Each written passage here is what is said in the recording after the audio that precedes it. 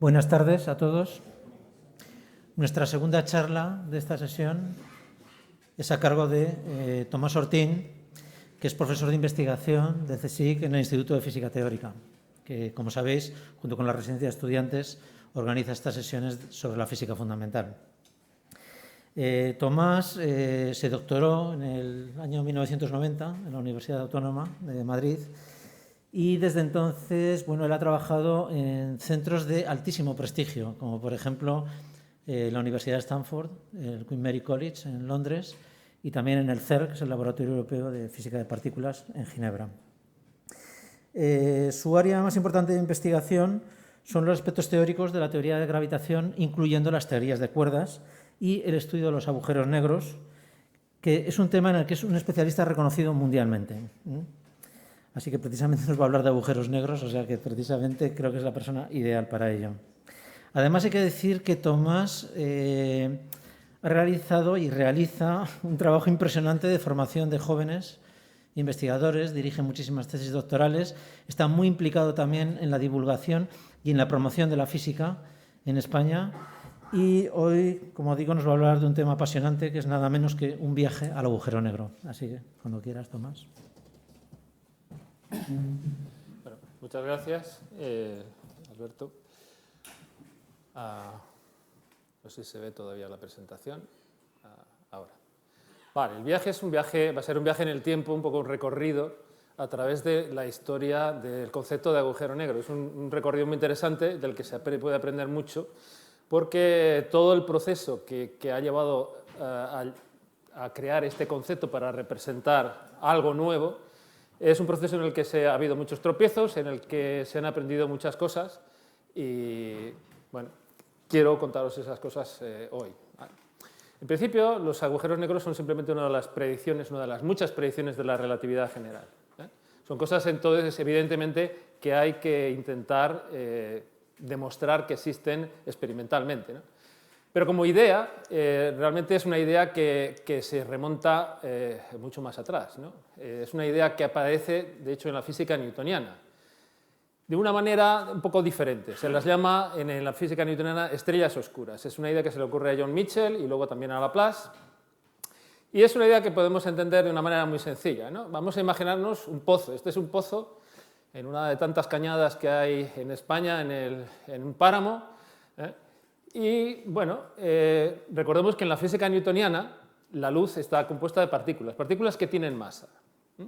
Entonces, si miramos en el fondo del pozo y queremos ver el pozo, y vemos el fondo del pozo, eso quiere decir que hay partículas de luz, estas partículas con masa, que llegan a nuestro ojo, ¿no? Que son capaces de subir a la superficie donde estamos nosotros mirando. Bueno, más o menos la representación es esta de aquí, ¿no? Yo tengo que lanzar, o la luz tiene que salir con una cierta velocidad, si tiene masa, porque si no, no va a llegar al ojo de la persona que está aquí. Hay una velocidad mínima que tiene que alcanzar y eso lo llamamos la velocidad de escape, esa es la velocidad a la que puede salir de este pozo.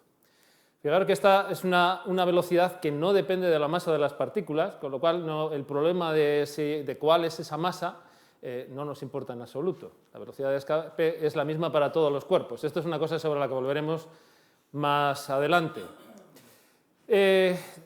Ahora imaginemos que el pozo es muy, muy, muy profundo, esto con la gravedad que tiene la Tierra en su superficie, como 4,5 billones españoles de kilómetros.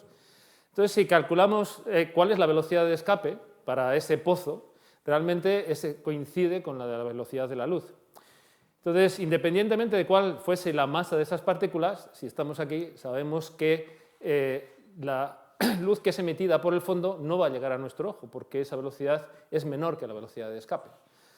Bueno, pues esto ahora lo vamos a trasladar a estas estrellas oscuras. Alrededor de las estrellas hay una especie de pozo que tiene esta forma. ¿Vale? Vamos a imaginar que la estrella está aquí, en el cero, esta es la distancia a la estrella, y esta es la forma que tiene este pozo. Es un pozo de potencial que realmente, si nos acercamos mucho, mucho a r igual a 0, pues llega a un punto singular, que vamos a llamar singularidad de Newton. Entonces, bueno, esto es cierto si la estrella es muy, muy, muy pequeñita.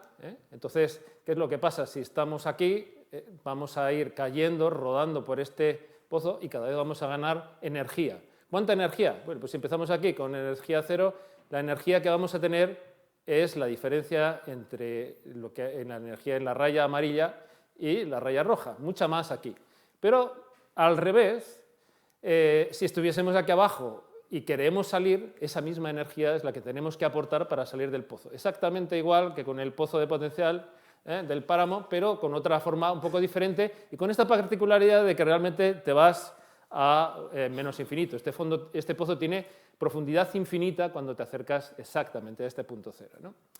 ¿Qué es lo que pasa? Bueno, que en la realidad lo que tenemos es estrellas que tienen un cierto radio y no vemos esta parte del pozo porque está dentro de la estrella y una vez que entras dentro de la estrella el pozo tiene otra forma, de hecho ya no hay pozo, entonces no te tienes que preocupar.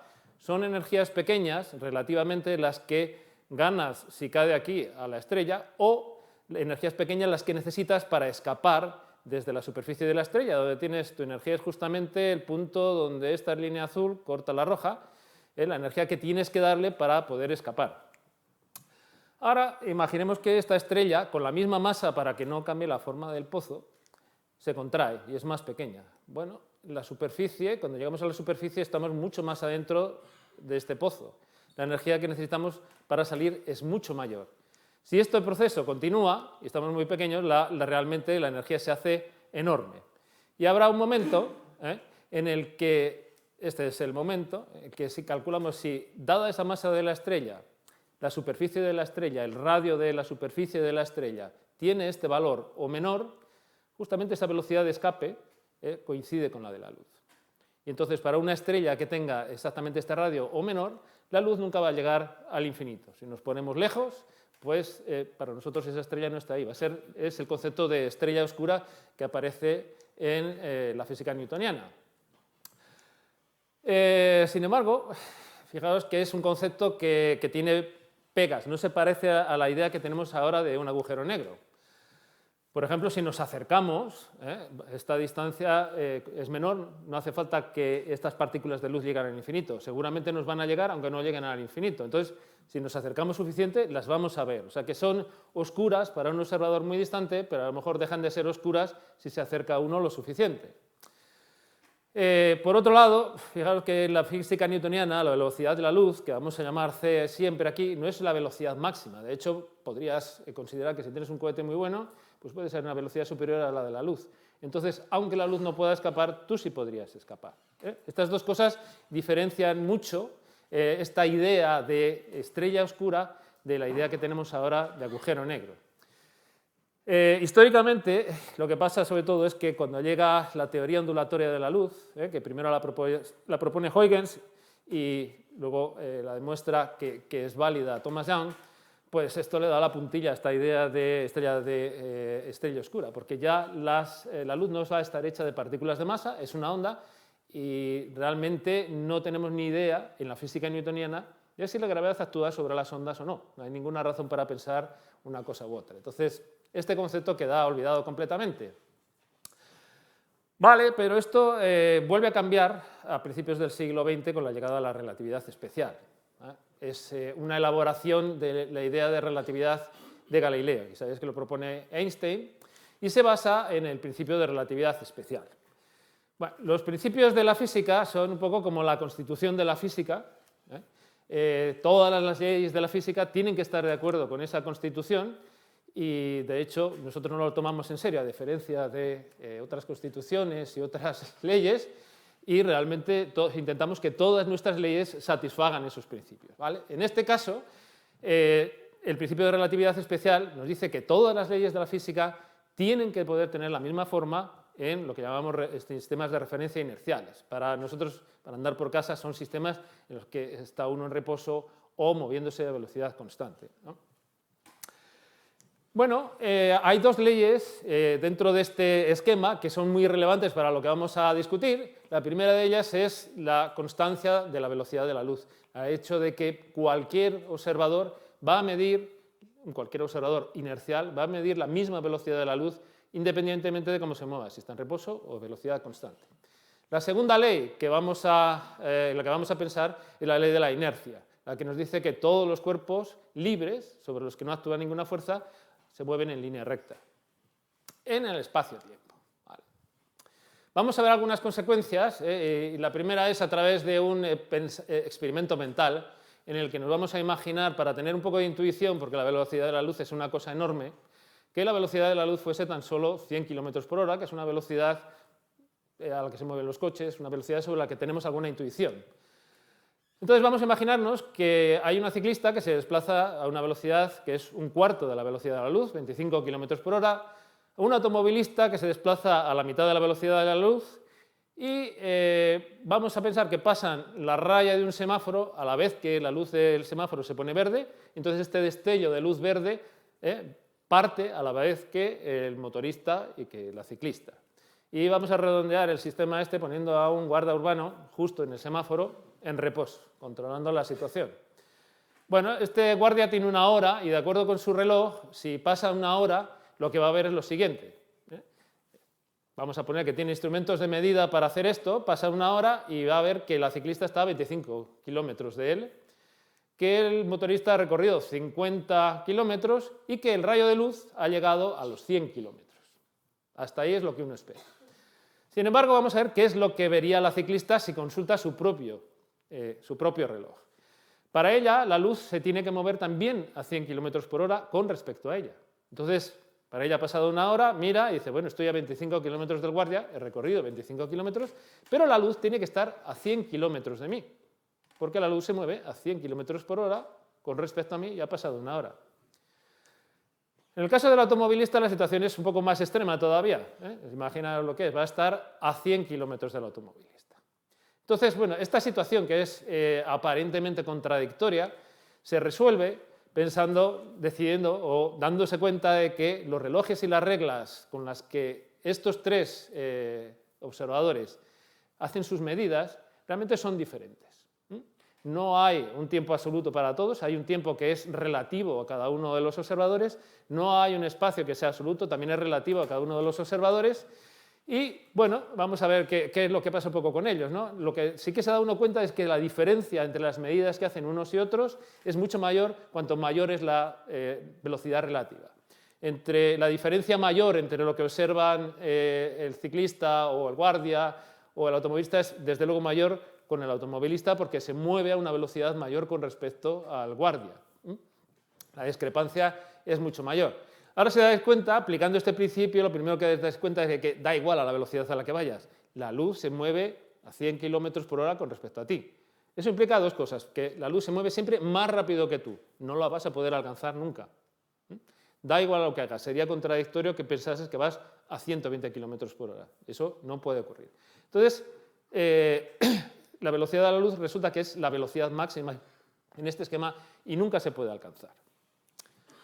Bueno, esto tiene otra serie de consecuencias muy importantes. La primera, bueno, desde un punto de vista que si queréis un poco filosófico, es que todas estas observaciones son diferentes. Entonces, cuando hablamos de la realidad objetiva, de aquello que es independiente del observador, hay que reformularse, hay que volver a preguntarse, bueno, ¿es el tiempo, por ejemplo, algo objetivo?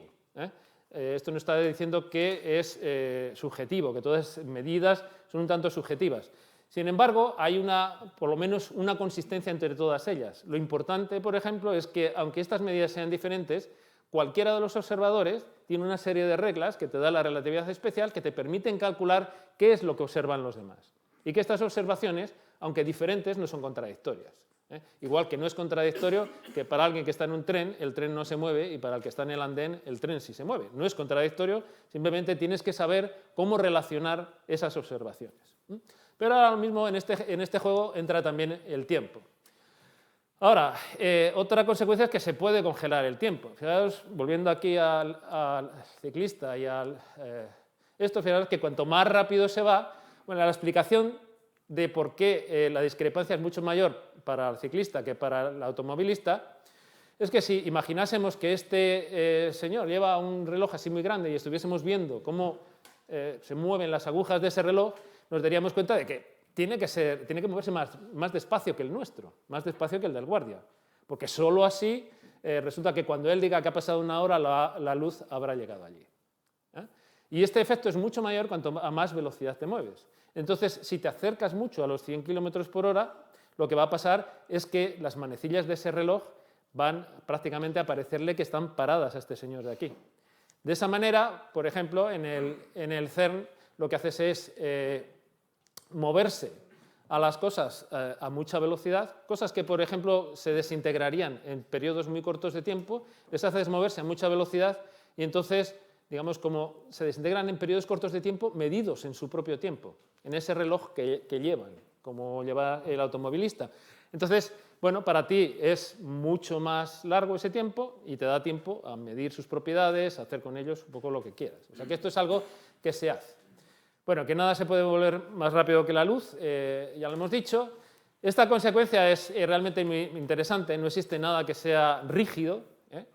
Entonces, bueno, un tipo de... a ver si esto quiere moverse, o se me ha atascado. Ahí. Vale. No existen objetos materiales rígidos. Fijaros que si nosotros pensamos que cuando uno mueve la parte de atrás del taco de billar, la parte de adelante se mueve instantáneamente al empujarla. Sin embargo, eso no puede ser, porque contradice el principio de relatividad especial. Si esto fuese así, yo puedo imaginarme un taco muy largo y una persona en la otra punta, yo en esta, le doy con un martillo o golpecitos y esos golpecitos desplazan el taco y la otra punta se desplazaría instantáneamente. Entonces yo puedo mandar en código Morse un mensaje y la otra persona lo recibiría instantáneamente. Y eso claramente viola lo que hemos dicho de que la velocidad máxima a la que se pueden transmitir cosas es la velocidad de la luz. Luego no puede ser que sea rígido y que cuando mueves una punta se mueve la otra instantáneamente. Realmente lo que pasa es que yo muevo una punta, comprimo el taco y esta compresión se propaga como una onda de presión hasta la otra punta a una cierta velocidad. Esto es inobservable en una cosa así de pequeña, pero en otros sistemas es exactamente lo que pasa. Es lo que pasa con el sonido, yo lo comprimo cuando doy con la voz y esta onda de presión se propaga. No es un sistema rígido el aire, pero es que no hay ningún sistema rígido. Lo más interesante es que tampoco hay medios inmateriales que sean rígidos. Un medio inmaterial sería, por ejemplo, el campo eléctrico. Tengo una partícula y crea un campo eléctrico que conocéis, es la ley de Coulomb. Muevo la partícula y entonces pensamos que, hombre, se mueve todo el campo eléctrico de golpe.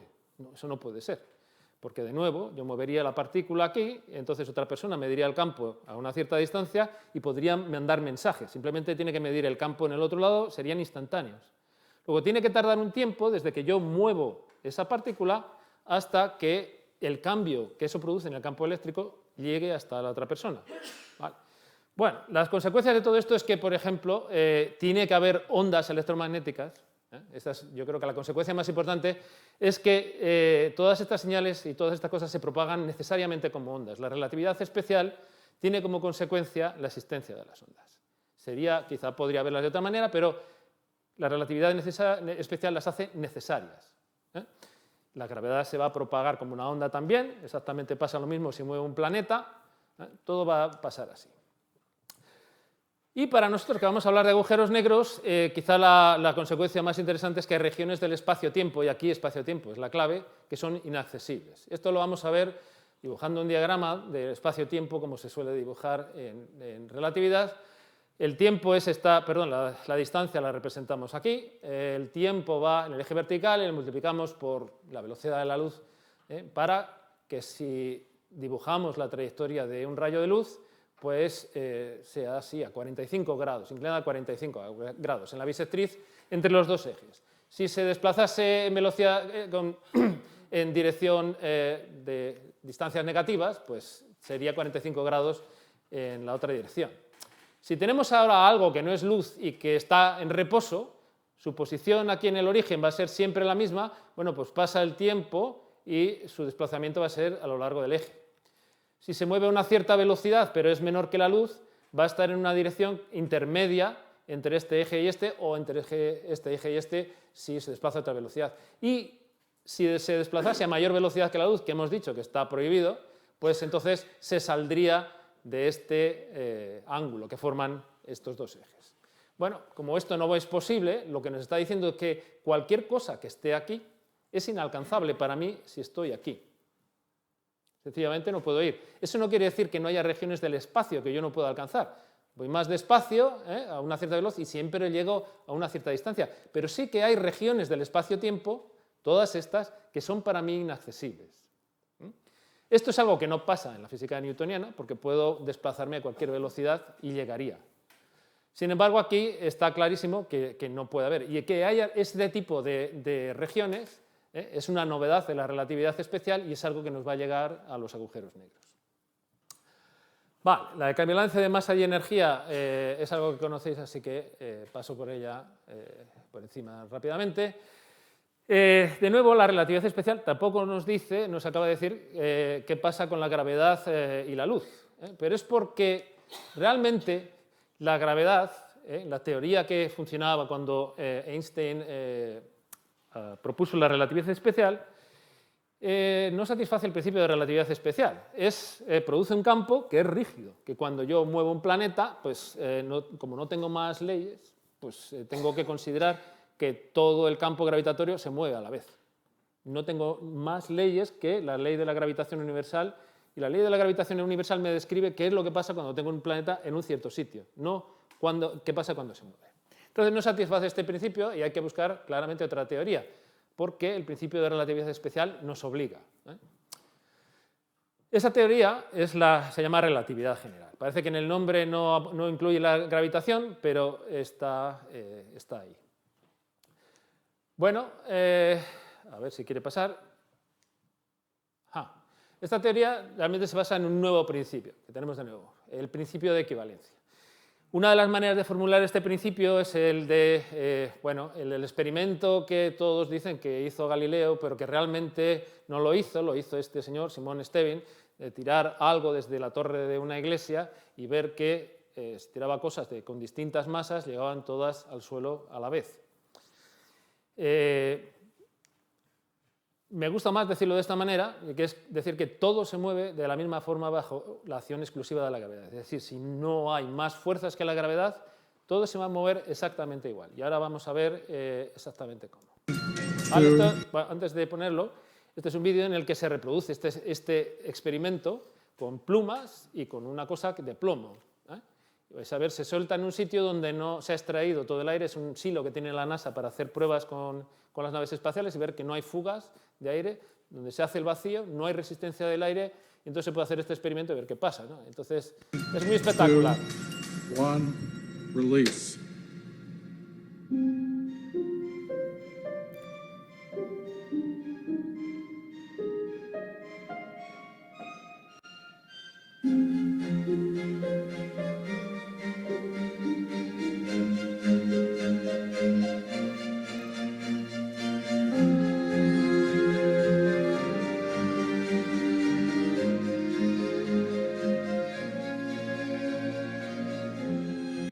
Bueno, que caigan estas cosas a la misma velocidad es completamente antiintuitivo para nosotros, que estamos acostumbrados a que cosas como las plumas pues, no caen, ¿no? Ahora voy a enseñar otra cosa de movimiento en un campo gravitatorio en el que hay distintas cosas que se mueven, pero normalmente no lo solemos interpretar así. Son astronautas en la Estación Espacial Internacional. Y entonces la lectura que se da de esto normalmente es que... Bueno, no importa mucho lo que dicen. Lo importante es observar lo que hacen. Se suele decir que no hay gravedad, ¿vale? Y que ahí se ha suprimido la gravedad. Pero hay que pensar un poco qué es lo que está pasando ahí.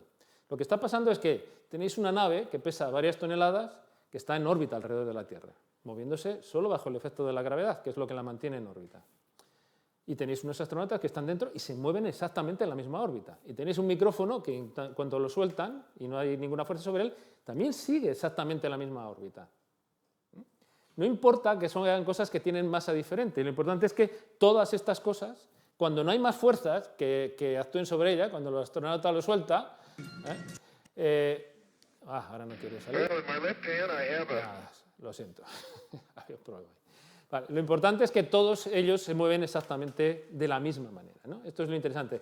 La impresión que da es la de que no hay gravedad y están todos ingrávidos. No, al contrario, están todos moviéndose bajo el efecto de la gravedad, pero es que todo se mueve exactamente de la misma manera. Esta es un poco la manera de ver las cosas que nos lleva a la relatividad general, ¿no? La gravedad parece desaparecer como fuerza Y, bueno, si queréis el resumen de la teoría, de hecho de una manera un poco heurística, podemos decir que lo que nos dice es que ahora todo de nuevo se vuelve en línea recta, como nos decía la ley de la inercia, en este espacio-tiempo, pero ahora este espacio-tiempo está curvado cuando hay una masa. Y ahora os voy a poner un ejemplo que yo creo que es bastante visual y que no es el de la cama elástica donde pongo una masa y tal y cual, porque en ese ejemplo pues realmente es la parte espacial la que está curvada, etcétera, y realmente lo importante para muchas cosas es la curvatura del tiempo. Entonces vamos a ver un ejemplo. Volvemos a nuestro espacio-tiempo y pensamos en algo que se mueve a una velocidad v menor que la de la luz, constante, y eso quiere decir que recorre espacios iguales en tiempos iguales. Esto es la definición de movimiento uniforme. Ahora vamos a pensar qué pasa cuál es la descripción que nos dice que tenemos la relatividad general si tenemos una masa. Esa masa, entre otras cosas, curva el tiempo, y esta es la parte fundamental. La manera en que lo voy a representar es un poquito heurística, pero no es muy diferente de la realidad. El tiempo se curva, y entonces el movimiento vamos a decir que sigue siendo el mismo, pero fijaros que estos espacios iguales son recorridos en tiempos que son cada vez mayores. Eso corresponde a un movimiento decelerado. Esta es la manera en la que en la relatividad general se puede representar este tipo de movimientos y el efecto de la gravedad.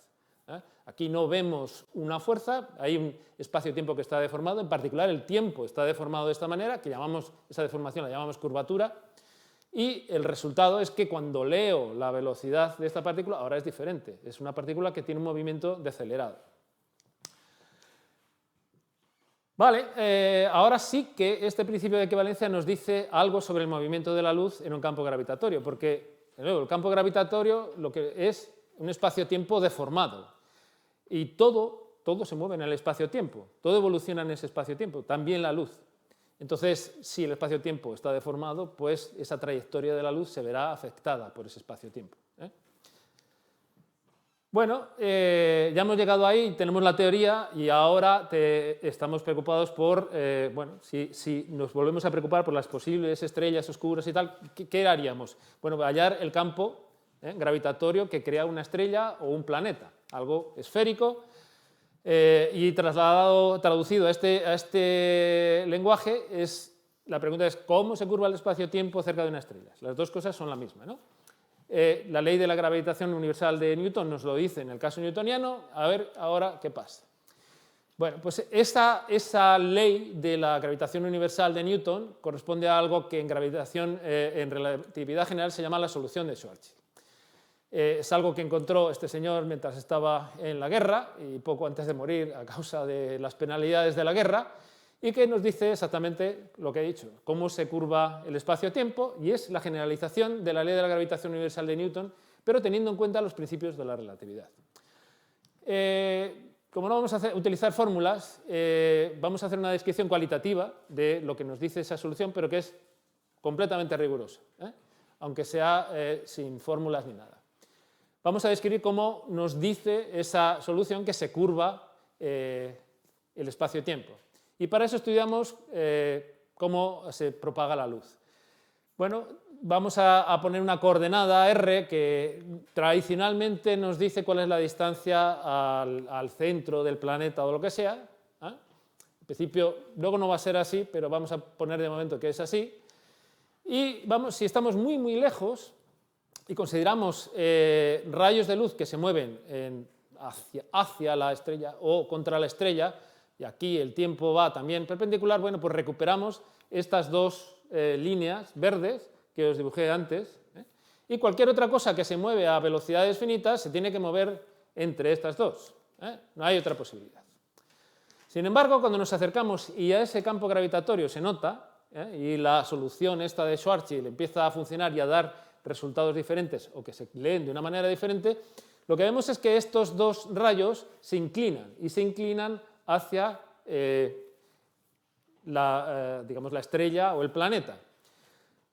Bueno, el movimiento ya no puede ser, por ejemplo, tan rápido en la dirección de separarse del planeta. Esto se entiende.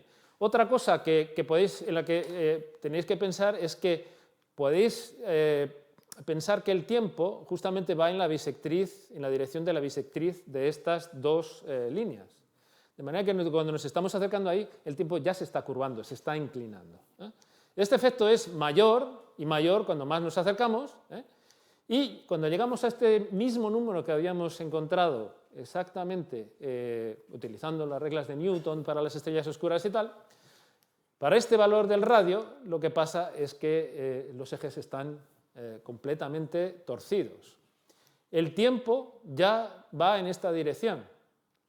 Y cualquier cosa que se mueve ahí tiene que ir hacia R más pequeño, hacia el interior. Ya nada puede ir en el sentido opuesto. Esto se debe a dos cosas, a esta curvatura y el efecto de que solo puedes ir hacia adelante en el tiempo. Si solo puedes ir hacia adelante en el tiempo, solo puedes ir en esta dirección. Y entonces llegamos también a una conclusión, que es que, vaya, esto que había representado como una distancia al centro, pues, hombre, es que casi coincide con la bisectriz. Se parece más al tiempo que a una distancia. De hecho, es un tiempo. Y como nos movemos hacia adelante en el tiempo, aquí moverse hacia adelante en el tiempo es moverse hacia R's cada vez más pequeñas. Es inevitable ir en la dirección de R igual a 0. Solo que ese R igual a 0 no es el centro de simetría, sino que es algo que está en tu futuro, porque está yendo hacia adelante en el tiempo, más allá. Solamente así lo encuentras. ¿Vale? Es algo que está realmente en el futuro. Este punto que aparece ahí, donde ya no podemos acercarnos más, es lo que se llama singularidad de Schwarzschild. Bueno, como esto es muy raro, y además había un problema. En la forma original de la solución, pues la solución no funcionaba muy bien justo aquí. Había cosas que se volvían infinito, cosas que no se entendían. Y entonces, bueno, nos da un poco igual porque el radio de una estrella normal es siempre muchísimo mayor que este radio de Schwarzschild. Nos da igual. Nunca vamos a llegar a esta parte problemática de la solución. Está claro que esa barrera que hay ahí marca una frontera del espacio-tiempo.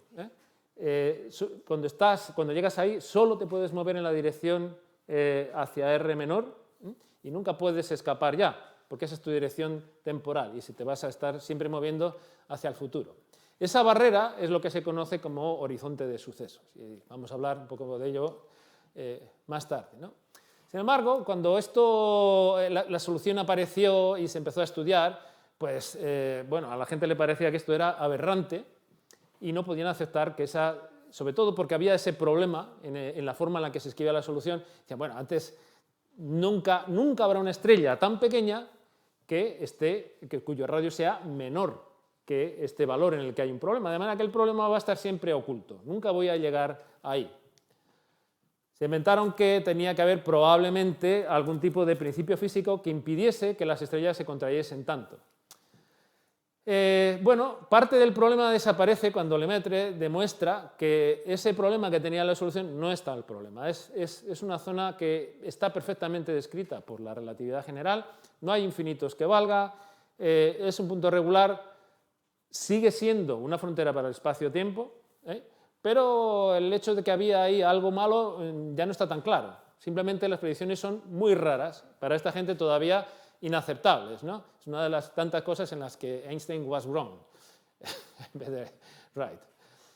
Bueno, este problema entonces ahora dice, bueno, ¿existen los horizontes de sucesos o no? Es la pregunta de, ¿existen estrellas tan pequeñas que su radio es más pequeño que el radio de Schwarzschild? El equivalente a estas estrellas oscuras que teníamos antes.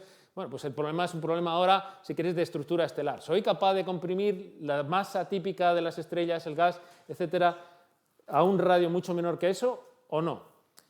Bueno, es un problema de estructura estelar y un problema de física nuclear. Vamos a ver. Vamos a ver que el Sol es muy grande, es mucho más grande que su radio de Schwarzschild, esta distancia, que es solamente 3 kilómetros. El Sol tiene un radio de 700.000, o sea que este problema es irrelevante para el Sol, pero cuando envejece el Sol empieza a hacerse mucho más denso, como todas las estrellas, empiezan a enfriarse. Más o menos el sistema de una estrella se puede pensar que es algo así. Tenemos gas a una cierta temperatura, este gas gravita y autogravita, es decir, la parte de aquí del gas es atraída por la de aquí, por la del centro, y así sucesivamente, y solamente la presión que tiene por el hecho de que está muy caliente, porque hay reacciones nucleares allí, mantiene el equilibrio entre gravedad y temperatura y presión. Bueno, cuando el combustible se va agotando, esta temperatura va disminuyendo. Entonces este radio va disminuyendo y aumenta la gravedad, entonces tiende a hacerse todavía más pequeña, pero bueno, como la materia que tenemos ahí, entre otras cosas, está compuesta de electrones y de núcleos de hidrógeno y de otras cosas, pero hay muchos electrones, ¿no? Entonces, bueno, Pauli se dio cuenta de que era imposible empaquetar, o muy difícil empaquetar electrones, porque son fermiones y no les gusta estar en el mismo estado, ese del estado incluye estar en el mismo punto. Eso significa que no les gusta que si intentas comprimirles oponen una resistencia. Esa resistencia, de hecho, se manifiesta como una presión. Es una presión que se llama presión de degeneración de electrones y que el que dice que este es el mecanismo que se opone a que, aunque se haya gastado el combustible y la temperatura disminuya, esa estrella colapse, es Ralph Fowler, en el 26, ¿no? Entonces, bueno, hay estrellas como Sirio B, que son enanas blancas, que tienen una masa parecida a la del Sol, pero está comprimida en 5.000 kilómetros en vez de 700.000. Su densidad es enorme y está sustentada por esta presión de degeneración de electrones. Bueno, en esta historia, en el 31, el 26 es cuando Fowler propone lo de la presión de degeneración de electrones. Chandrasekhar se da cuenta de que esta presión no es suficiente para mantener una estrella en equilibrio si la masa es más grande. Entonces, de hecho, dice que propone un límite. Si se sobrepasan las 1,4 masas solares, esta presión de degeneración de electrones no es suficiente para parar la contracción. Vale, más o menos la situación es así. O sea, tenemos el Sol, tiene una cierta masa, va a ir perdiendo, bueno, este es el radio, perdón, esta es la masa, y realmente el Sol va a perder como mucho un 10% de su masa. O sea que podemos pensar que su evolución con el tiempo va a ser casi a masa constante y su radio se va a ir contrayendo. Bueno, va a llegar a esta curva, que es la curva en la que la presión de degeneración de electrones se iguala con la gravedad. Y ahí va a ser su punto de equilibrio y va a formar una enana blanca, que es una estrella fría, en la que hay equilibrio entre esta presión y la gravedad. Sirio está más o menos ahí, ¿de acuerdo? Esta curva es una curva que es antigua, es aproximada, y bueno, voy a hablar un poquito más de estas cosas, ¿no? Pero cuando tienes una estrella como Sirio A, que es bastante más grande, pues esta curva no es suficiente para pararla, está por encima de este límite de Chandrasekhar. Y entonces, si se empieza a contraer, pues no está claro que no vaya a seguir contrayéndose indefinidamente. Bueno, entonces, ¿qué le va a pasar a Sirio? Sabemos lo que le va a pasar al Sol, va a ser una enana blanca.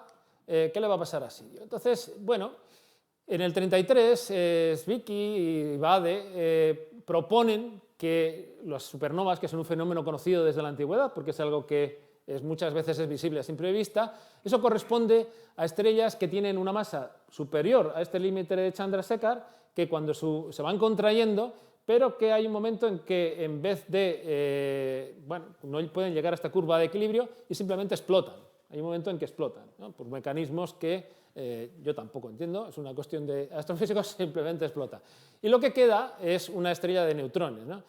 Se libera un montón de energía, etcétera, pierden parte de la masa, y bueno, estas estrellas de neutrones que se ven como púlsares, la manera en la que se descubren de manera efectiva, son realmente, se puede pensar que son núcleos atómicos muy gordos, con una densidad absolutamente brutal, es una densidad mucho mayor que la de las enanas blancas.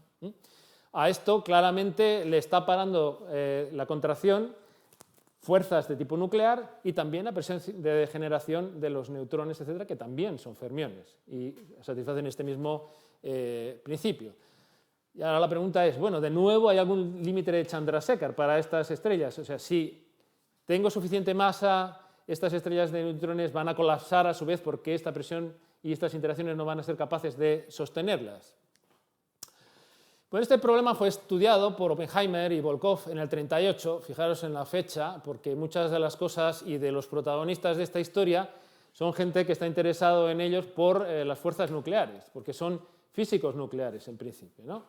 Y van a pasar en un año de estudiar agujeros negros o lo que va a acabar en agujeros negros a estudiar cómo hacer bombas atómicas. Ellos estudian este sistema y demuestran que no va a haber estrellas de neutrones que tengan más de, y con las indeterminaciones que tenían en ese momento, entre 1,5 y 3 masas solares, porque esta presión nuclear no es capaz de contrarrestar la fuerza gravitatoria. Realmente el trabajo este de Oppenheimer y otro que voy a mencionar luego son trabajos pioneros, pero es algo que se abandona durante la guerra y hasta el 56.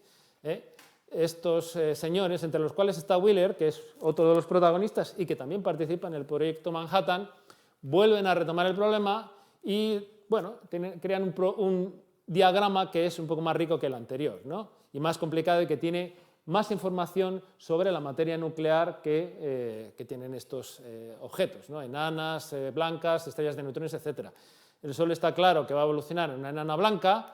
Esta estrella, aquí está el límite de Chandrasekhar. Esta estrella, que es Procyon, está por encima del límite de Chandrasekhar, va a acabar en una estrella de neutrones, pero aún así Sirio, que está por encima de este límite de Thomas Oppenheimer-Volkov, no está claro que vaya a acabar en una estrella de neutrones. Entonces va a contraerse y va a llegar probablemente al radio de Schwarzschild. Y entonces no sabemos qué va a pasar. Bueno, sobre este diagrama y otros que se puedan proponer, hay que decir que esto está en estudio ahora mismo a través, por ejemplo, de la información que se obtiene de colisiones de agujeros negros con estrellas de neutrones, etcétera, porque realmente sabemos muy poco de la ecuación de estado de las propiedades que tiene la materia que constituye las estrellas de neutrones. Sabemos muy poquito, entonces esta curva tiene grandes indeterminaciones. Por ejemplo, esto es algo que ha aparecido pues, hace nada, el 24 de octubre, es una estrella de neutrones con una masa que es 0,77 veces la masa solar y con un radio de 10 kilómetros. Si venimos aquí, quiere decir que su radio es aproximadamente este y que su masa es esta, así que está aquí. Entonces, explicar qué tipo de objeto es este es complicado. Entonces, se ha propuesto, por ejemplo, que no es de neutrones, sino que realmente hay ahí ya una sopa de quarks. Y uno podría decir, bueno, a lo mejor va a haber otros límites, pero va a haber otros tipos de objetos más densos, no de estrellas de neutrones, quizá estrellas de quarks, cosas mucho más densas, pero materiales y que siempre nos van a impedir que la cosa colapse hacia el radio de Schwarzschild. Sobre esto hay un argumento que hay que pensar porque realmente es algo que es completamente diferente entre la física newtoniana y la relatividad general. La relatividad general nos dice que la presión ella misma también gravita. De manera que si tengo un sistema en el que la gravedad hace que se contraiga, y dice, bueno, aumenta la presión y eso lo contrarresta, pero ojo, al aumentar la presión, aumenta la gravedad también. Entonces se va a contraer un poco más, aumenta la presión.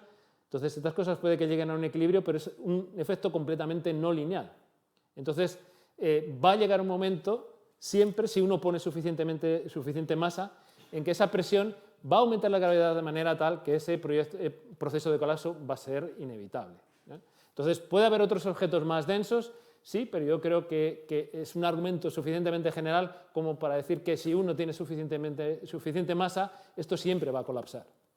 Colapsar quiere decir contraerse al menos hasta el radio de Schwarzschild. Bueno, y entonces, ¿qué pasa para estas estrellas que van a ser muy masivas cuando se contraen y llegan a este radio de Schwarzschild? Bueno, de nuevo aquí aparece Oppenheimer con este señor Snyder en el 39 y luego mucho más tarde, en el 60, demuestran que este colapso gravitacional existe, se puede dar, tienen un modelo muy sencillo con una materia muy sencilla, esto lo puedes complicar todo lo que quieras, pero si pones suficiente masa, el colapso va a ocurrir, la estrella se contrae hasta radios menores que ese radio de Schwarzschild. No sabemos exactamente lo que pasa dentro. Recordad que este radio, esta cosa que era una coordenada radial espacial, se convierte en una cosa temporal en el interior y desaparece desde el punto de vista exterior, se desacopla de él. Hay una serie de cosas un poco raras, como por ejemplo para observadores externos, esta implosión se ralentiza. De hecho, todas las cosas que pasan muy cerca del horizonte parecen congelarse. De nuevo los relojes van muy despacio, como el del automovilista, ¿eh? De manera que esta impresión parece que nunca la vas a ver desde fuera ocurrir. Pero sin embargo, y esto es lo paradójico, si uno está sentado encima de la estrella que colapsa, para él no va a haber ningún problema, ve que colapsa y ya está. Sobre esto vamos a ver un poco qué es lo que se vería, ¿vale? En el exterior, ¿qué es lo que queda? Bueno, pues queda la misma solución que descubrió Karl Schwarzschild en 1915, ¿no? Lo que pasa es que ha pasado mucho tiempo. Bueno, para Einstein y toda esta gente todo esto es un poco absurdo, es un poco aberrante, pero al final es una idea que se impone, que este colapso es inevitable, y al objeto que resulta después de este colapso y que está simplemente descrito desde fuera, lo único que ves es este horizonte de eventos, se le llama agujero negro, le bautiza como agujero negro Wheeler. 50 años de intervalo desde que se descubre la solución de Schwarzschild hasta que realmente la gente se la cree, se interpreta correctamente qué es lo que significa físicamente, etc. Son realmente muchos años, ¿no? Pero bueno, como todo esto no deja de ser teórico, la pregunta es, bueno, existe, ¿no? Es una predicción, tenemos idea de que esto es consistente, no es absurdo, pero bueno, hay que encontrarlo, si no, mientras no encuentres pruebas de que existe, no deja de ser una entelequia, ¿no? Esta pregunta es, ¿cómo podemos verlos? Y recordad que nada puede salir de ello, entonces es algo que no emite luz. La pregunta es, ¿qué efectos característicos tendría en su entorno la presencia de un agujero negro? Porque del agujero negro no podemos esperar ningún efecto directo, ¿no? Y estos efectos, claro, son efectos gravitatorios.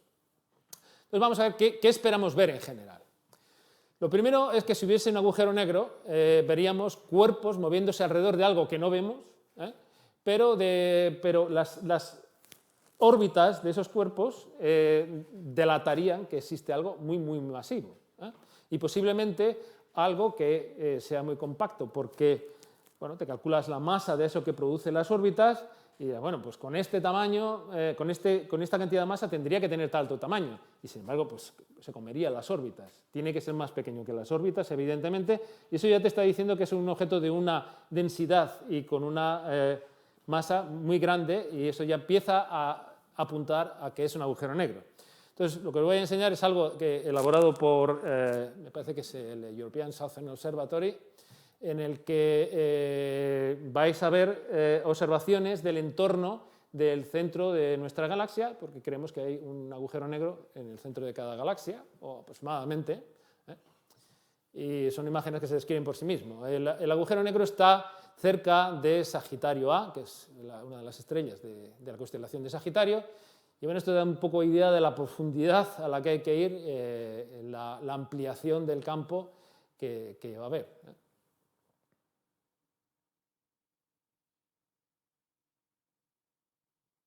Me parece que son como 20.000 años luz de distancia,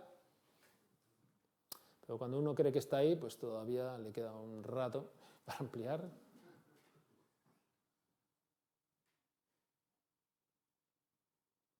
Y ahora ya esa cosa pequeña es la región central de la galaxia. Esos puntos son estrellas, y esto que se va a ver ahora es una película hecha a base de fotos tomadas con ciertos intervalos, los movimientos son muy así, fijaros que es una zona muy, muy, muy pequeña.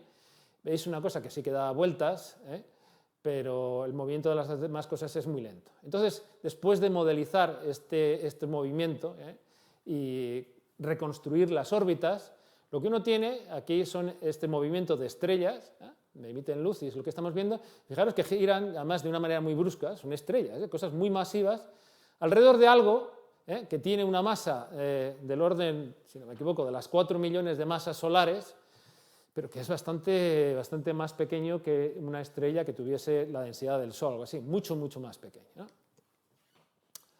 Este, digamos, es el tipo de evidencia que había hasta hace poco. A ver si quiere pasar.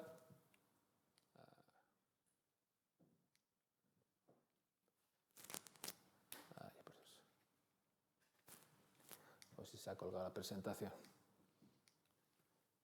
¿Qué parece lo que ha pasado? Un segundo.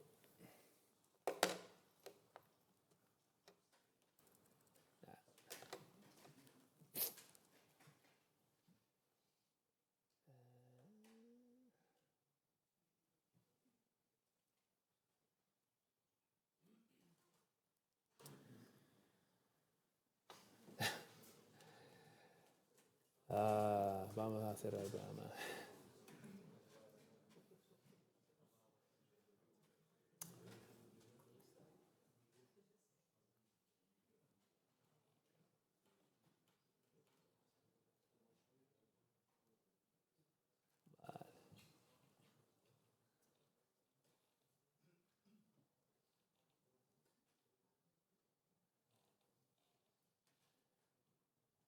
Bueno, son los problemas del directo, ¿no? ¿Qué dice? Nos saltamos esto. Bueno, digamos que estos son observaciones a una cierta distancia de lo que es el agujero negro. Este es el primer tipo de observación. Ahora querríamos verlo más cerca. Entonces, más cerca y correspondientemente más difícil de ver, porque tienes que ampliar mucho más esa zona, uno lo que vería son masas de polvo y gas que giran y se calientan. ¿Por qué masas de polvo y gas y, por ejemplo, no estrellas? Bueno, una cosa que no da tiempo de explicar es que si te acercas mucho a campos gravitatorios muy intensos, realmente aparecen una cosa que se llaman fuerzas de madera que tienden a deformar y destrozar. Destrozaría cualquier estrella. La descompondría en gas caliente, rompería los planetas y entonces al final lo que queda, bueno, es como los anillos de Saturno o cualquier cosa de estas. Es porque no puede haber, por ejemplo, satélites que estén muy cerca de un planeta, porque las fuerzas de marea los rompen. Entonces, aparece polvo y gas que gira, además, como gana energía porque va cayendo, pues se calienta mucho, esta energía rozan entre sí las partículas, etcétera, se calienta y se calienta hasta convertirse en un plasma. Entonces lo que os voy a enseñar es otra imagen. Esta es una imagen que todavía no es una imagen realista de lo que se vería, pero más o menos esto es lo que se espera, es materia girando alrededor muy caliente y emitiendo una radiación roja y también en otras frecuencias que no vemos. Y una cosa que aparece que es inesperada, si queréis, porque no es fácil de explicar y los mecanismos que se tienen para explicar este comportamiento es la emisión, tampoco son muy conocidos, es la emisión de un jet relativista, un chorro de partículas a una velocidad muy, muy cercana a la de la luz. Hay otro chorro que se emite en la dirección opuesta. Como estos agujeros negros, hay uno en el centro de cada partícula, de cada galaxia, bueno, pues se ven galaxias, esto es una galaxia completa, tiene claramente un agujero negro activo en el centro, está cayendo materia y parte de esta materia es eyectada en direcciones opuestas y forma unos chorros que son muchísimo más grandes que las galaxias. La materia interestelar, aunque es muy, muy poco densa, lo frena y por eso se acumulan aquí. Este es un ejemplo de este tipo de chorros. La Vía Láctea me parece que tiene también algo parecido, pero es mucho, mucho menos activo. Bueno, y este es otro vídeo, este es un vídeo del Event Horizon Telescope, de la colaboración que hizo la primera foto, a un agujero negro, ¿no? Y realmente lo que fotografían es justamente esta materia caliente que hay alrededor. Es una galaxia que se llama M87 y que tiene un jet relativista, un chorro, ¿no? Esta galaxia de aquí. Cuando te acercas mucho, empiezas a ver el chorro. Lo que pasa es que el chorro está apuntando hacia nosotros, prácticamente, lo cual es conveniente porque eso significa que esta materia que se mueve alrededor también va a estar de canto hacia nosotros y vamos a ver este disco. Esto igual, muchísimas ampliaciones y esta es la foto que habréis visto un montón de veces, ¿no? Aquí diréis, bueno, pero aquí no veo girar nada. Claro, es una foto estática, pero además es una composición de muchas fotos. Sin embargo, cuando se hace la foto con luz polarizada, aparecen estas estructuras. Ahora vais a ver. Y que realmente sugieren que aquí hay cosas rotando alrededor de un eje que es perpendicular prácticamente a la pantalla, ¿no? Eso te está diciendo que estás fotografiando realmente lo que creías que ibas a fotografiar. Este es otro vídeo de la misma colaboración en el que vais a ver más o menos lo mismo, pero hay una explicación de cómo está la materia girando alrededor, cómo se forman los jets.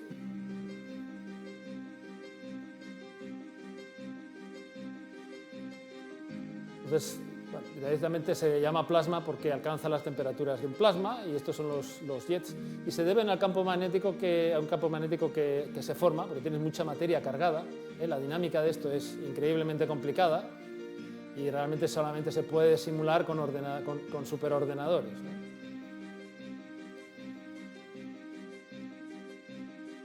igual que en las galaxias o igual que los sistemas solares, la materia se acumula, tiende a acumularse en un único plano y estos chorros, que son muy turbulentos, pues se emiten en las direcciones perpendiculares.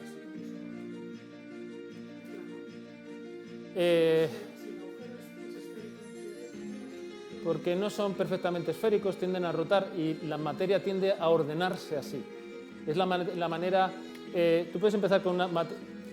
Para que algo se forme de manera esféricamente simétrica, tiene que haber absolutamente ningún tipo de rotación. La contracción sería así, pero la materia que encuentras en la realidad nunca va a ser así. Tiene que estar esféricamente simétrica y además redirigida en dirección radial.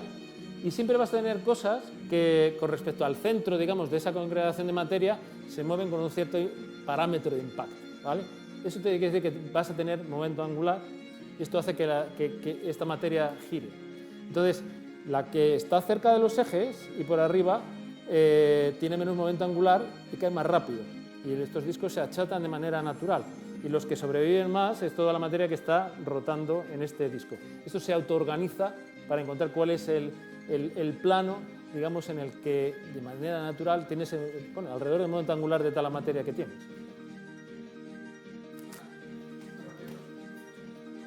Sí, se supone que... luego respondo a lo que queráis, ¿no?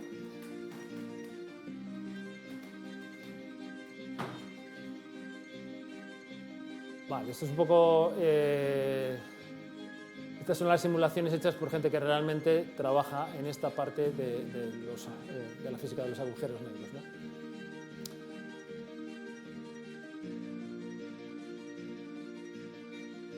Y este es el chorro que se ve. Vale, otra cosa que se puede ver, otro efecto, como he dicho, estos discos de acreción tienen radiación en todo el rango de energías, pero realmente es muchísima la energía que se emite y parte de ella es en la parte más energética del espectro, que son rayos X. Entonces, si uno enchufa con Chandra, que es un satélite que tiene un detector de rayos X hacia el centro de la galaxia, lo que ve es esto, un montón de puntos blancos y una zona central mucho más blanca. Todos estos son agujeros negros. O sea, realmente no es que haya uno en el centro de la galaxia y en nuestra galaxia, sino que hay muchos. Y esto es algo hecho por una colaboración, esta colaboración LOFAR, LBA, Sky Survey, en el que realmente barren una parte muy grande del firmamento, y lo que veis cada punto es esencialmente un agujero negro.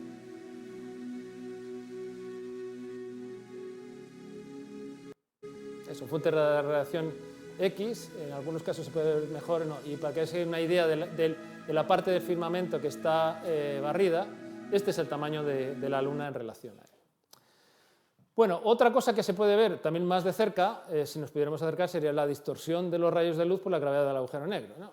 Es que la gravedad actúa sobre la luz, ya lo hemos dicho, es lo que permite, entre otras cosas, una de las confirmaciones de la relatividad general, se produce cuando se observa en un eclipse total de Sol, que se ven estrellas que deberían de estar ocultas por el Sol. Esto es porque el rayo de luz, que en principio escaparía, los que van a través del Sol no lo ves, pero los que en principio escaparían, resulta que son desviados y llegan hacia ti.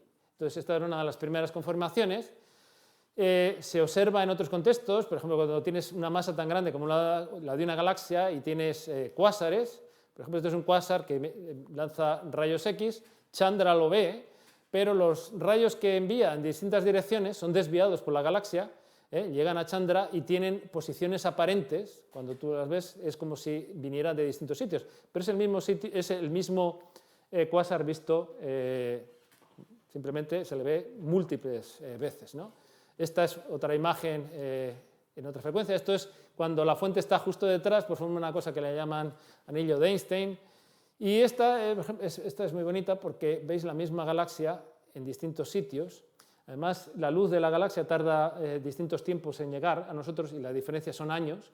Entonces, en alguna de estas imágenes se ha visto una supernova en esa galaxia y ha tardado 30 años en verse en la otra imagen.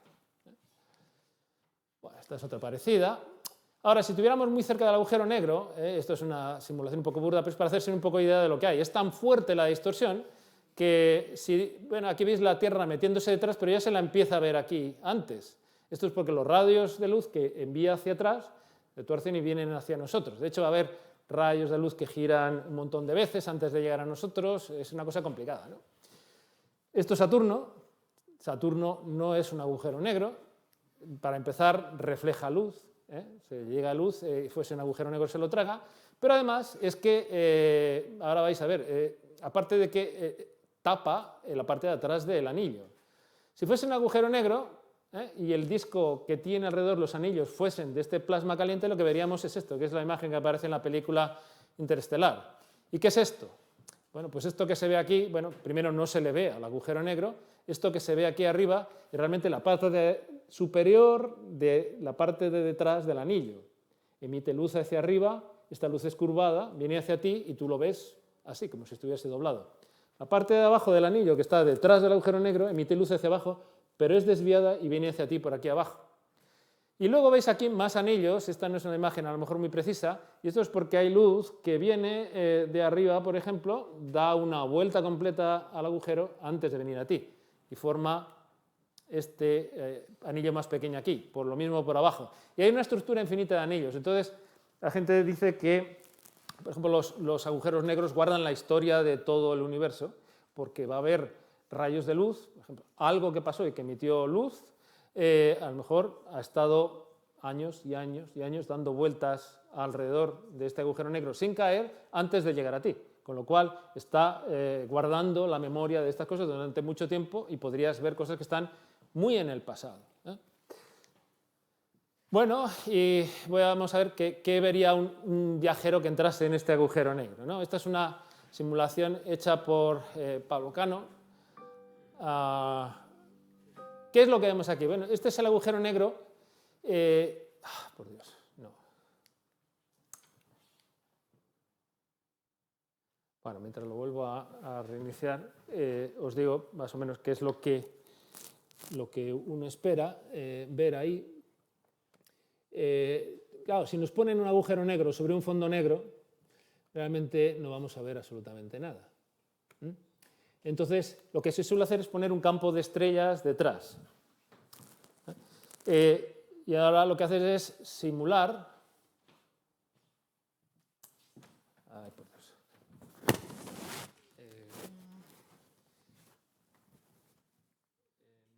No sé dónde es porque en el ordenador sí que se está viendo.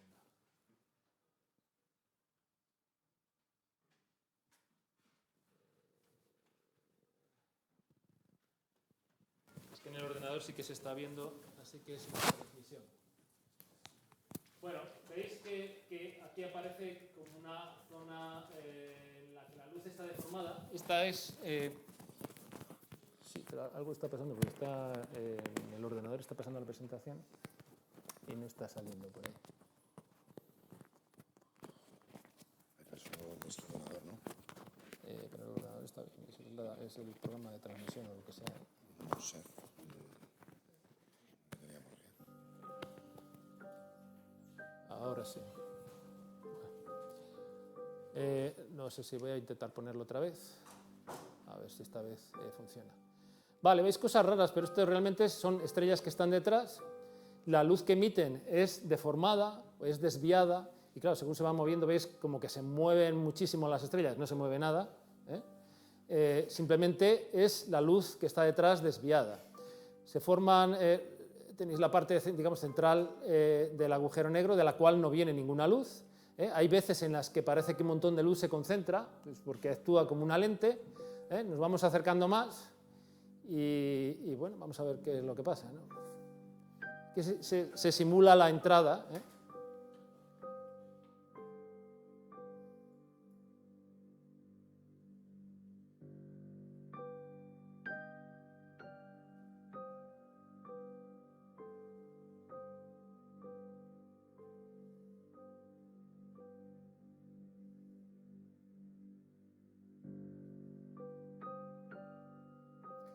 Desde luego, si estás dentro, no hay problema en ver cosas que hay afuera.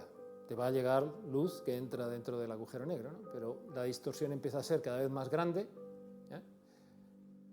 Y recordad que lo que pasa ahora es que te estás moviendo en tu dirección temporal, y que ahí en el futuro hay algo que te está esperando, que es una sorpresa desagradable. Tu tiempo se acaba. Sin más. Vale, como dicen los Sex Pistols, no future. Eso es lo que pasa dentro del agujero negro, ¿no? Bueno, yo no sé cuánto tiempo me queda. Puedo saltar a esto. Vale. Sí, nada, simplemente los efectos más claros de los agujeros negros son los que están relacionados con el horizonte, ¿no? Estos no podemos comprobarlos directamente, pero lo que se hace es estudiarlos teóricamente, ¿no? Y hay una serie de deducciones que ponen a prueba todo cómo comprendes el mundo, las teorías que has hecho, etcétera, ¿no? Todo esto es teórico, pero realmente si no funciona y no es consistente, pues puedes tirar tu teoría a la basura, ¿no? Entonces voy a contar solo dos cosas y voy a saltar sobre todo lo demás. Una de las preguntas más claras es, bueno, ¿cómo son realmente los agujeros negros? Vamos a olvidarnos de la materia que puedan tener alrededor, si emiten un jet, si nada. Si tienes un agujero negro ahí, en el vacío, ¿cómo lo vas a ver, ¿no? ¿Cuántos tipos de agujeros negros hay? Y entonces la respuesta que es sorprendente es que todos los agujeros negros son iguales. Esto es algo que es sorprendente, ¿eh? Solamente hay tres cosas que te lo caracterizan. Una es la masa, van a tener masa, si no tienen nada. Momento angular si giran, y si tuviesen carga eléctrica, pues carga eléctrica, pero no hay ninguna característica más que los caracterice, ¿vale? Esto Wheeler decía que los agujeros negros no tienen pelos que distingan a unos de otros, ¿no? Esta es una de las cosas más sorprendentes. Por otro lado, en cuanto a la forma, es que esta forma va a ser siempre una dosesfera. Si uno se va a dimensiones más altas, pues puede tener cosas que tienen forma de anillo, anillos negros, etcétera, fueron descubiertos por Roberto Emparan y Harvey Rial. Y luego, bueno, pues hay una serie de cosas de las que podríamos hablar, que es qué pasa con la información que hay dentro, etcétera, pero como vamos mal de tiempo, dejadme simplemente que salte todo esto, o si queréis preguntarme después, os respondo encantado. Vale, vamos a ver, porque está un poco largo.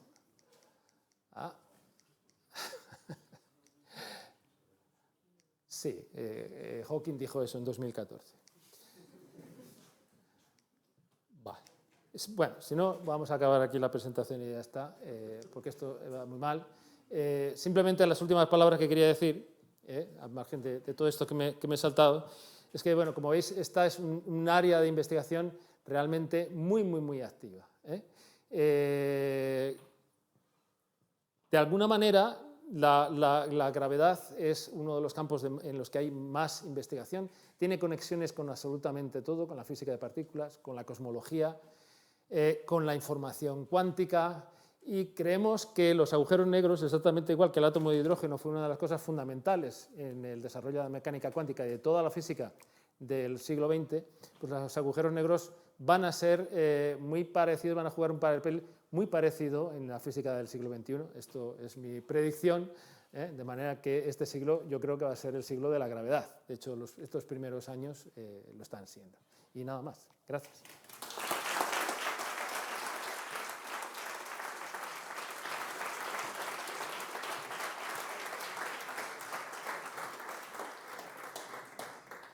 Bueno, muchísimas gracias, Tomás, por acercar estos conceptos fascinantes e imágenes fascinantes también. Hemos visto que había una cierta ansiedad por hacer preguntas, entonces ahora es vuestro turno. A ver, allí.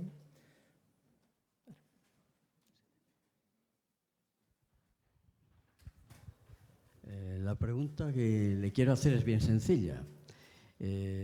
Simplemente, por un poco de pensamiento normal, si un agujero negro terminase todo en un punto, sería que no existe o que desaparece la materia, desaparece la energía. Eso ya estaría en contradicción del principio de conservación de la energía.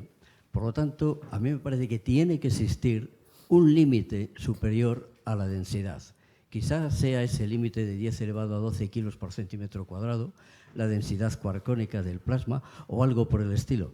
Pero yo estoy seguro que tiene que haber un límite superior independiente de la masa que esté gravitando. ¿Qué es lo que se sabe sobre esto? Bueno, es que la premisa de que todo acaba en un punto no es cierta, ¿vale? Entonces, cuando se forma un agujero negro, se forma una cosa que tiene extensión. Esta extensión es la extensión de este horizonte de eventos. Lo que pasa dentro o no pasa es algo que realmente no sé si alguien va a poder jamás estudiar, pero lo que sí que sabes es que si echas más materia, eso crece. La energía se conserva. Hemos dicho que los agujeros negros están caracterizados por una masa. Si yo tiro más masa, esa masa crece. La energía sí se conserva y eso no es un punto. Ahora, la forma que tomen la materia o algo así dentro, no tengo ninguna información sobre ella, ¿vale? Pero de cara al exterior no hay absolutamente ningún problema. Es una cosa muy extraña, pero en la que se conserva la energía, todas estas cosas se conservan. No hay ninguna violación de ningún principio fundamental. Bueno, de hecho, si se le da la vuelta a la gran expansión, llegaríamos a un agujero cosmológico. Y lo más probable antes una gran compresión, el Big Crunch, seguido de la gran expansión, del Big Bang. O sea, estaríamos en la teoría del gran rebote, con lo cual un agujero cosmológico, todo el universo metido en un agujero negro, de alguna forma no es estable y de alguna forma parece ser que ha tenido que reventar por algún lado o expandirse. Por pura lógica. Son cosas que no están relacionadas, en absoluto. Que el Big Crunch no lleva consigo la aparición de un horizonte, por ejemplo. No sale un agujero negro. A ver, tenemos otra pregunta aquí. El agujero negro va cogiendo materia, pero también va soltando por los jets. Entonces, ¿no suelta materia por ahí? No, es parte de la materia que va a entrar, es lanzada al exterior, pero no está dentro. O sea, es antes de entrar, una parte es expelida, es una parte muy pequeña. Pero nada entra, nada de lo que hay dentro sale, por definición de agujero negro. Entonces siempre están creciendo. Sí. De masa y de tamaño, entonces, también. Sí. Sí, ahí, ahora. ¿Puedes explicar un poquito el problema de qué pasa con la información que cae en el agujero negro? Puedo contar cuál es el problema. Sobre la solución o tal, no tengo ni idea, ¿vale? Pero básicamente una de las, cosas que creemos que se conservan, es la cantidad de información que hay en el universo. Dentro de la mecánica cuántica, digamos que ese es un principio fundamental. Sin embargo, como los agujeros negros están descritos solo por 3 números, es evidente que eche lo que eche dentro, eche una piedra, una biblioteca, lo que quiera, un ordenador con mucha información, al final la masa va a cambiar, en el momento angular a lo mejor cambia, a lo mejor la carga eléctrica cambia, pero esos 3 números claramente no se corresponden con toda la información que yo he metido dentro, ¿vale? Por verlo de una manera así muy gráfica. Entonces eso claramente es un problema. Otra manera de verlo alternativo es desde el punto de vista de entropía, que también está relacionado. Tenemos un principio de la termodinámica que nos dice que la entropía siempre crece, pero si tenemos cosas con mucha entropía y las tiramos dentro del agujero negro, la entropía disminuye en el universo, ¿vale? Entonces, bueno, pues eso ha llevado a la conclusión de que, por ejemplo, los agujeros negros tienen que tener una entropía. Esa entropía, entonces, si tiene una entropía, se cree que está relacionado con la cantidad de información, de alguna manera, que almacenan dentro. Digamos que este es un poco el problema, pero si esta información es recuperada o no, o se puede recuperar, pues ahí hay todas las opciones posibles. Hay gente que piensa que es compatible decir, es compatible con lo que se conoce, decir que, vale, tú tiras cosas, pero fijaros que, de nuevo, todas las cosas que se acercan mucho al agujero negro aparecen ralentizadas. Entonces la caída aparece ralentizada. Para alguien que está fuera, podría decir que no cae nunca. Entonces hay gente que dice, no, la información es que no llega a entrar nunca. En fin, hay una controversia muy grande, hay todo tipo de opiniones, pero claramente hay un problema que entender. Ese es más o menos el problema. ¿Tenemos otra pregunta por ahí? Sí, enhorabuena por la charla. La pregunta es más bien una reflexión para poder orientarse. Por cómo está hablando, y desgraciadamente la parte que me parece que hemos bypassado, hay una especie de equivalencia entre energía e información. No, No. no, sería entre entropía e información. Hay una relación entre entropía e información. Entre entropía e información. Pero entropía, a su vez, es una degradación de la energía. No, no sé si yo lo... Bueno, a lo mejor se puede ver así, pero yo creo que no. Ajá. No sé La si- otra pregunta, que me imagino que no hay tiempo, yo no soy físico y por tanto el manejo continuo, obvio, de la palabra campo, yo entiendo muy bien lo que Faraday experimentalmente definió campo, que era la visión de las virutitas de hierro Sí. que tomaban una forma. Pero hablar de campo gravitatorio, vibración de campos, teoría de campos, la ciénaga de los campos. ¿Qué son estos campos en dos palabras? Evidentemente. Bueno, un campo no. es algo que puedes definir Gracias. en todos los puntos del espacio-tiempo. Es una cantidad que defines en todos los puntos del espacio-tiempo. Por ejemplo, pues hablar de un campo de temperatura. Puedes definir la temperatura en esta sala, en cada punto habrá una temperatura diferente. Entonces, esa cosa que te dice, esa función que te dice cómo es la temperatura en cada punto, puedes entenderla como un campo. Pero los campos que nos interesan a nosotros son campos que llamaríamos fundamentales, que describen o fuerzas, describen fuerzas, a la vez describen partículas. Entonces son cosas que se extienden por todo el espacio-tiempo. Entonces tú te puedes hacer la pregunta en este punto y en este instante, ¿cuál es el valor del campo electromagnético? Eso es decir, cuál es el campo eléctrico, cuál es el campo magnético. Eso te da información sobre si pone una partícula, qué fuerza va a sentir, por ejemplo, ¿no? Entonces son magnitudes que tú defines en todos los puntos del espacio y que describen al final todas las fuerzas, interacciones y además las partículas. Eso ya es más difícil de explicar, pero digamos que sería eso. Tenemos otra pregunta ahí, ya con poco tiempo. Sí, entre los parámetros que definen el agujero negro, echo de menos el tamaño, ¿no? o la densidad. Pero es que es dependiente de los otros.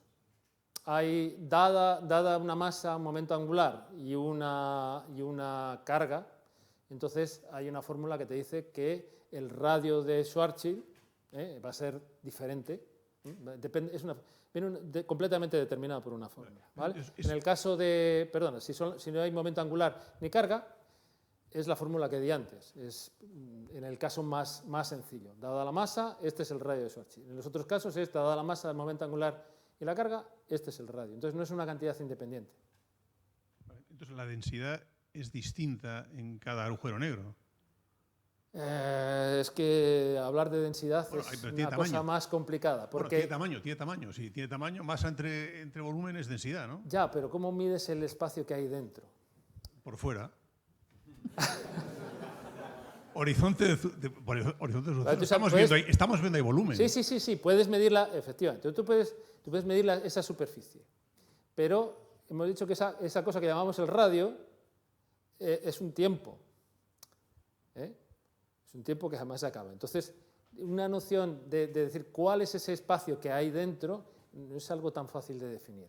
Entonces, hablar de densidad no es un concepto a lo mejor muy útil.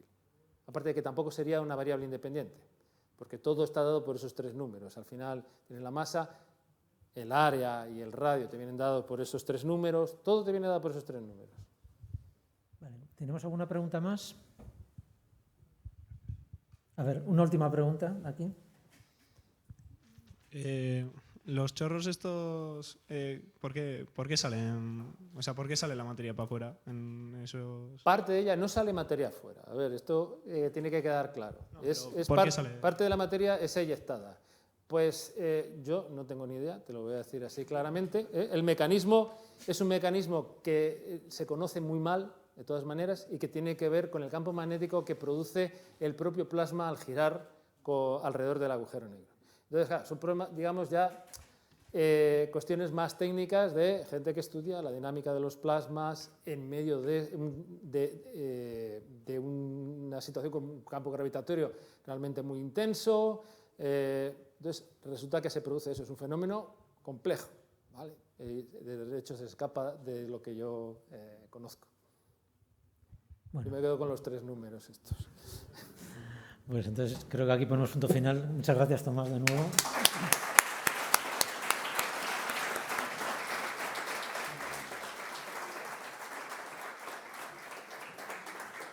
Bueno, al final, esta vez no ha pasado nada, ¿no?